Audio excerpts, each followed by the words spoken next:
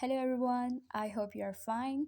Today we are going to talk about mythological illusions and what is Greek mythology and what is the relationship between mythological illusions and Oedipus Rex. Oedipus Rex is a tragedy, is a Greek and classical tragedy which is written by Sophocles, a great tragedy writer. Okay, let's start our video. Okay guys, यहाँ मैं आपको बताना चाहूँगी, ये बिल्कुल ऐसा है, मतलब ये जो ट्रेजेडी है ना, इसमें आप बहुत से गॉड्स के बारे में मैं आपको आपको डिटेल में बताऊँगी और आपको ये बहुत ज़्यादा इंटरेस्टिंग भी लगेगा। सबसे पहले तो हम बात कर लेते हैं ज़ुइस की। ठीक है, ज़ुइस जैसे एक ख़ानदान के अंदर जो बड़ा सरबराह होता है, इसी तरह इनकी जो ग्रीक मिथोलॉजी है, ग्रीक मिथोलॉजी से मुराद ये है कि यूनान की जो मिथोलॉजी है, मिथोलॉजी ये होती है, जैसे मिथ जो है इसका मतलब होता है तोहमतात, यानी ऐसी चीज़ों को एज्यूम किया हुआ होना। आपके यहाँ भी बहुत से मिथ्स पाए जाते होंगे, जैसे हमारे यहाँ जो बहुत ही कॉमन मिथ है वो ये है कि अगर कौवा आपके मंडेर पे बोले, आपकी शेड पे बोले, तो इसका मतलब है कि जी घर पे कोई मेहमान आने वाले हैं। और अगर एक ये भी बड़ा फेमस मिथ है कि अगर काली बिल्ली रास्ता काट जाए तो ये हो जाता है, वो हो जाता है। और ये भी है कि अगर बिल्ली आपके घर के अंदर या घर के बाहर रोए तो घर में कोई फौतगी हो जाती है। तो इस तरह के हमारे यहाँ भी बहुत से मिथ्स पाए जाते हैं। मिथ क्या होता है कि कोई भी चीज़ खुद से एज्यूम कर लेना और उसके ऊपर दिलो जान से भरोसा करना। इसी तरह जो ग्रीक के लोग हैं उनके यहाँ भी कुछ मिथ्स पाए जाते थे। तो और उनके जो ये मिथ्स हैं उनके गॉड से रिलेटेड हैं, उनके खुदाओं, उनके देवी देवताओं से रिलेटेड हैं। सबसे पहले जो उनके चीफ गॉड हैं, जो सबसे बड़े उनके गॉड हैं, जो उनके सरदार गॉड हैं, उनका नाम है ज़ुइस। ये आप देख सकते हैं कि यहाँ पे लिखा हुआ है ज़ुइस उनके जो है चीफ गॉड हैं।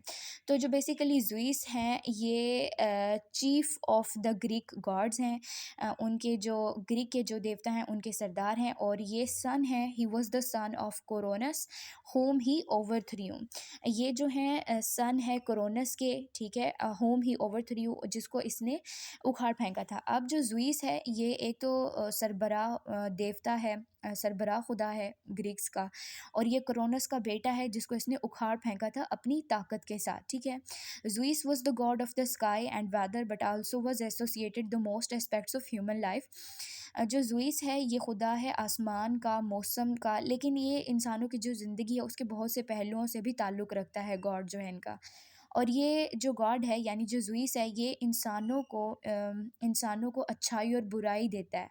ठीक है, अब बीइंग अ मुस्लिम हमारे यहाँ ये कंसेप्ट है कि जो अच्छाई होती है इंसान की, वो अल्लाह पाक की तरफ से होती है, और जो बुराई होती है वो इंसान के अपने अमाल होते हैं, क्योंकि जो खुदा है वो तो अपने बंदों से बहुत मोहब्बत करता है, वो कभी नहीं चाहता कि इसके साथ, मेरे बंदे के साथ बुरा हो। तो जो हमारे साथ बुरा होता है वो हमारे अपने अमाल का, हमारी अपनी सोच का एक नतीजा होता है। लेकिन इनके यहाँ, यानी जो ग्रीक्स हैं, उनका ये कहना है, उनका ये मानना है, उनकी ये मिथोलॉजी है कि जो ज़ुइस है वो इंसानों को अच्छाई और बुराई देता है। और जो ज़ुइस है ये सुप्रीम गॉड है, मैंने पहले बताया, उनका सरदार गॉड है, बड़ा ही सुप्रीम है, चीफ है, और ये जो है and was restricted only by the decrees of fate. और ये जो है, जो किस्मत है इंसान की, उसका भी हुक्म देता है और ये उस तक महदूद है।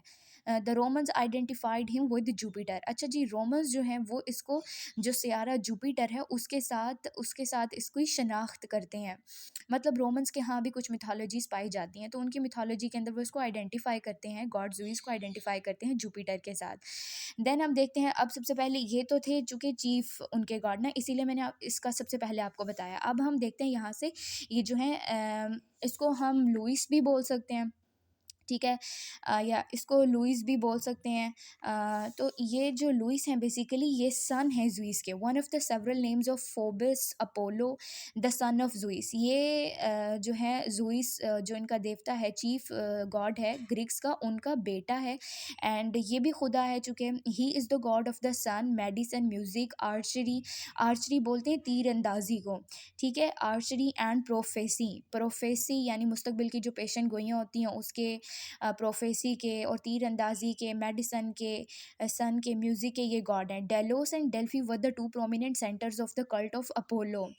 तो कल्ट का मतलब है फ़िरका, मानने वाले। जैसे हर मज़हब के अंदर बहुत से फ़िरके पाए जाते हैं, ठीक है? तो वो कहते हैं कि डेलोज़ एंड डेल्फ़ी ये 2 प्रोमिनेंट सेंटर थे, और इसके अंदर जो अपोलो है, अपोलो का फ़िरके का ये सेंटर था। गॉड अपोलो जो है, आप सोच रहे होंगे ये अपोलो का नाम काफ़ी दफ़ा आया, ये अपोलो कौन है?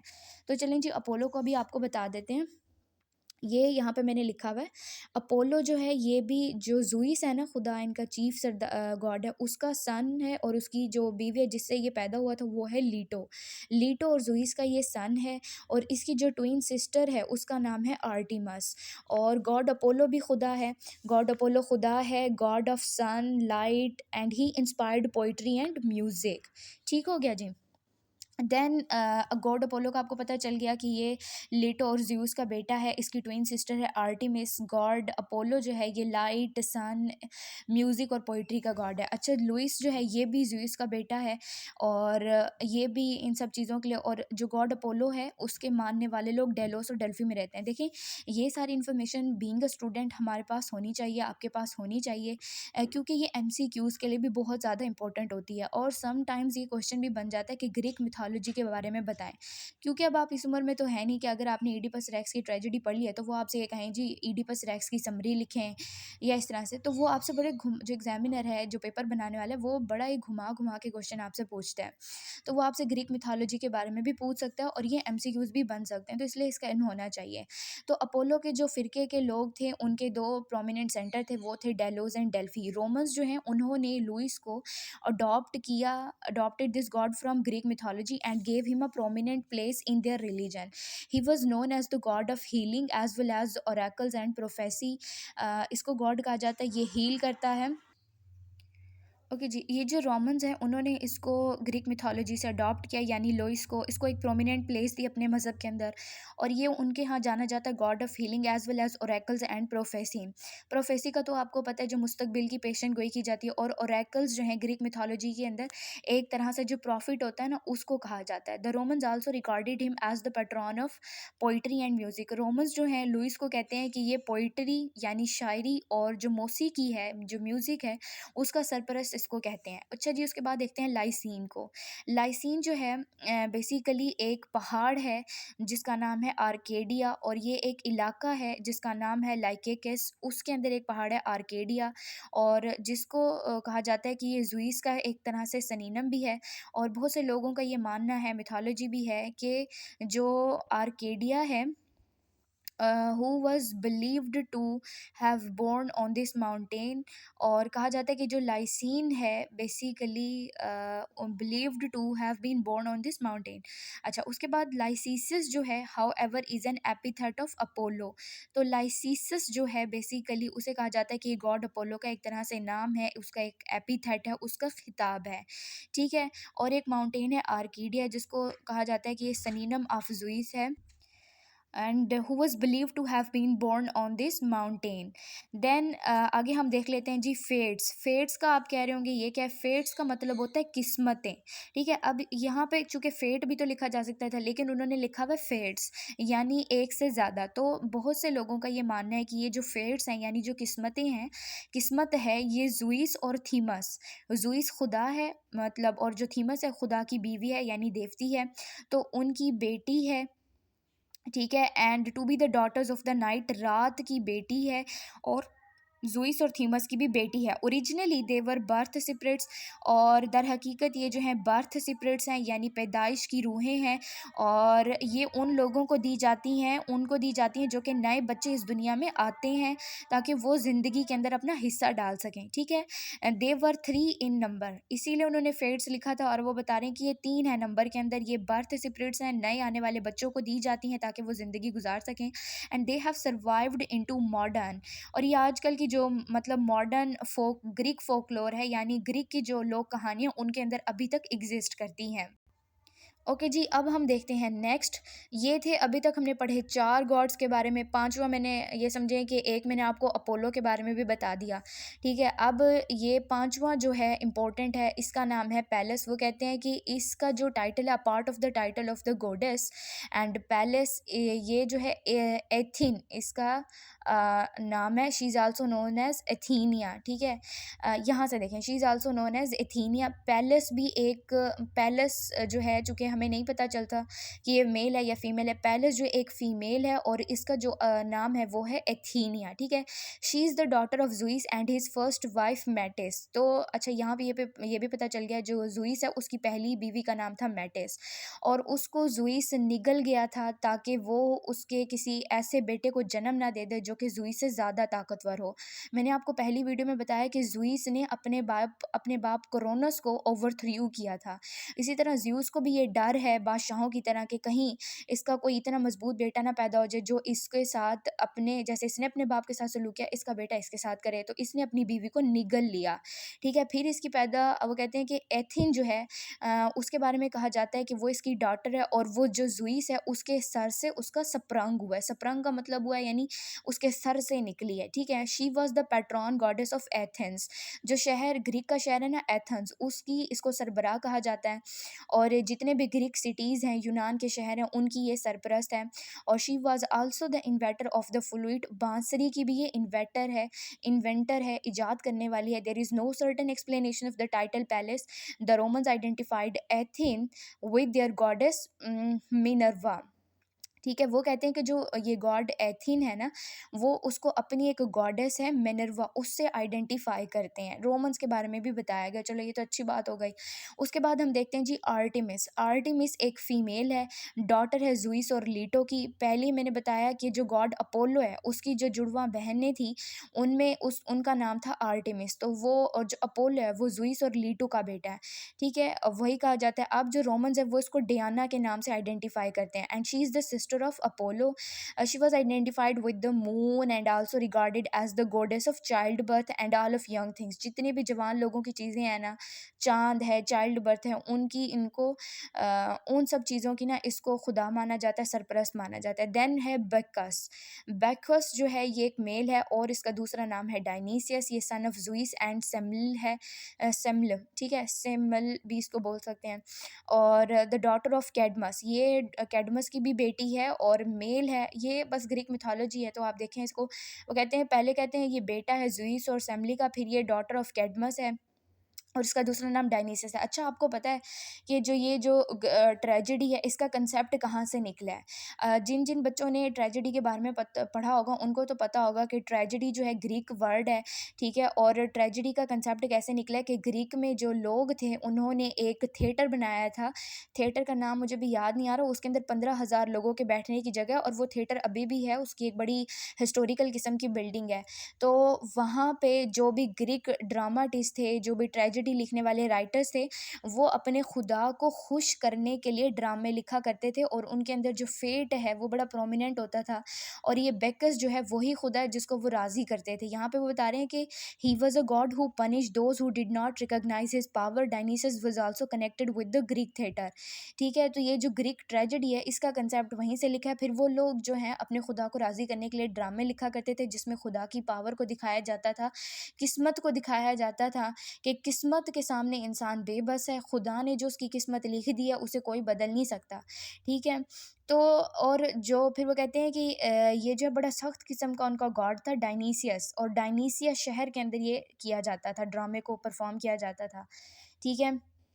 और ये ग्रीक ट्रेजेडी का वहीं से कंसेप्ट निकला। फिर वो कहते हैं कि जिसका अच्छा ड्रामा परफॉर्म होता था, जिसका अच्छा ड्रामा लिखा होता था, कहानी सबको पसंद आती थी, उसको एक बकरी इनाम में दी जाती थी। ये जो जिडी का वर्ड है, ट्रेजिडी, जिडी का वर्ड जो है ये बेसिकली ये ग्रीक से निकला है, और इसका मतलब है, मतलब अब मुझे एग्जैक्ट तो नहीं याद आ रहा, मैंने पहले पढ़ा था कि ये बकरी की तरह का ना, मतलब उनको इनाम में दी जाती है, ठीक है? उसके बाद आप देखें कि मेनड, मेनड जो है, इसका इस लफ्ज़ का मतलब ही पागल औरत है। ये एक शीमेल है, वो एक फ़ीमेल जानिसार है डायनीसस की। डायनीसस जो है गॉड है, ठीक है? उसके जो पैरोकार थे उनमें एक जानिसार ख़ातून है, उसका नाम है मेनेड, और मेनेड लफ्ज़ का मतलब है मैड वुमन, पागल औरत। The word literally means mad woman लिखा गया है। अच्छा जी, स्फिंक्स जो है एग्जैक्टली अब जो आप अगर कुछ बच्चों ने ग्रीक ट्रेजेडी ये जो है इडिपस रेक्स पढ़ी है, तो उसके अंदर गॉड अपोलो का जिक्र आ रहा है, स्फिंक्स का आ रहा है, और एक टारीशियस है उसका जिक्र आ रहा है। अब एग्जैक्ट वो यहाँ पे लिखा है। मोस्टली मेरे टाइम पे भी ऐसे हुआ था कि क्वेश्चन आया था, उसके अंदर कहते हैं जी ग्रीक ट्रेजेडी को इडिपस रेक्स के साथ रिलेट करें, ट्रेजेडी के साथ रिलेट करें। तो फिर हमने उसके अंदर बताना है, और आपने क्या करना है कि उसको एक्सप्लेन करने के बाद ना आपने एक मिथोलॉजी ज़रूर बतानी है। मैंने तो वो याद की थी, मेडोसा की मैंने याद की थी, मुझे मेडोसा की मतलब बड़ी पसंद आई थी, और ये मैंने एमसीक्यू उसके लिए तैयार की थी। आगे देखें कि जो स्फिंक्स है, ये the name sphinx the name literally means strangler. जो स्फिंक्स है इस नाम का मतलब ये गला घोटने वाला, गला घोंटने वाला। The sphinx was a monster having a women bust. अब जो स्फिंक्स है ये इसका जो जिस्म है वो शेर की तरह है, और इसके जो सर है वो एक औरत की तरह है, ठीक है? और इसको पर लगे हुए हैं ईगल की तरह, ठीक है? और ये क्या करती है, ये शहर के बाहर दरवाजे पे बैठी है, और हर आने जाने वाले को ना एक रिडल पूछती है, एक पहेली पूछती है। जो बंदा इसकी पहेली को नहीं बता पाता उसको ये मार देती है गला घोट के। तो इसने जो ईडिपस है अपना, ठीक है, swollen foot Oedipus, king Oedipus, Oedipus चलें देख लें, उसके सामने ये कहा एक पहेली रखती है कि बताओ कि भाई वो क्या चीज़ है जो शाम सुबह के टाइम चार टांगों पे चलती है, दोपहर के टाइम वो दो टांगों पे चलती है, और शाम के टाइम वो तीन टांगों पे चलती हैं। तो Oedipus correctly answered it man who crawls on all four. तो ईडिपस इसको बताता है कि ये जो तुमने चीज़ पूछी है ना, वो आदमी है, वो इंसान है जो कि अपनी जब वो बच्चा होता है तो वो जब क्रॉलिंग करता है वो चार टांगों पे चलता है, and takes the help of a stick. और फिर जब वो जवान हो जाता है वो दो टांगों पे चलता है, और जब वो बुढ़ापे में आ जाता है यानी अपनी इवनिंग में आ जाता है तब वो तीन टांगों पे चलता है। और जो उसकी दो टांगें तो उसकी अपनी होगी, एक टांग उसने वो डंडे को बना लिया जिससे वो सहारा लेता है। अच्छा, फिर इसके बाद हम देखते हैं ईडिपस रेक्स के अंदर आप देखते हैं कि ब्लाइंड प्रॉफिट टाइरिशियस है, जो कि ईडिपस रेक्स को लानत मलामत कर रहा है, और ईडिपस रेक्स उसको लानत मलामत कर रहा है। तो ये ब्लाइंड आपने सोचा कि ये गॉड भी और ये ब्लाइंड भी है, ये ब्लाइंड कैसे हुआ? तो वो अब हम इसमें पढ़ेंगे कि ब्लाइंड कैसे हुआ। वो कहते हैं कि जो टाइरिशियस है is also a figure in Greek mythology, and he was a Theban. ये ग्रीक मिथोलॉजी के अंदर एक फिगर है, ये थीबन है। ये एक फीमेल में जो कुछ अरसे के बाद एक फीमेल के अंदर कन्वर्ट हो गई थी। क्यों कन्वर्ट हुई थी? इसने दो फीमेल सांपों का जोड़ा था उसको कत्ल कर दिया था।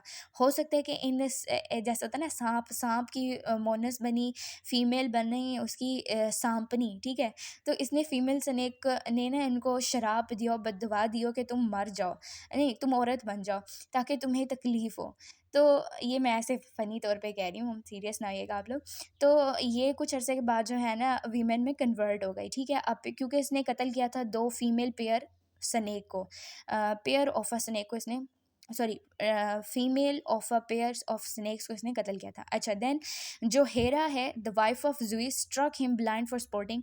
अच्छा, यहाँ पे एक और बड़ी इंटरेस्टिंग चीज़ है। देखें कि मियाँ बीवी का झगड़ा तो हमेशा से ही रहा है ना। अब ये क्लासिकल दौर की मिथोलॉजी है, उसके अंदर वो बता रहे हैं कि ज़ुइस और उसकी बीवी हेरा एक दिन ऐसे बैठे हुए थे तो टायरिशियस ज़्यूस के पास गया। तो ऐसे कोई बात हुई तो जो ज़ुइस ये है ना अपना टायरिशियस, इसने ज़ुइस की साइड ली। तो इसकी बीवी को आ गया, ज़ुइस की बीवी को, हेरा को आ गया गुस्सा, और उसने इसको मारा एक मुक्का, और ये हो गया बेचारा अंधा, नाबीना हो गया। उसके बाद फिर ज़ुइस ने इसको कंपनसेशन, इसको माफ़ी के तौर के ऊपर ना लंबी उम्र दी, और इसको गिफ्ट दिया प्रोफेसी का। ओके जी, उम्मीद है आपको ये वीडियो अच्छी लगी होगी, और अगर आप मेरे चैनल पर नए हैं तो प्लीज़ मेरे चैनल को सब्सक्राइब करें, वीडियो अच्छी लगे लाइक करें, और अपने फ्रेंड्स के साथ शेयर करें। मिलते हैं नेक्स्ट वीडियो में। Thank you.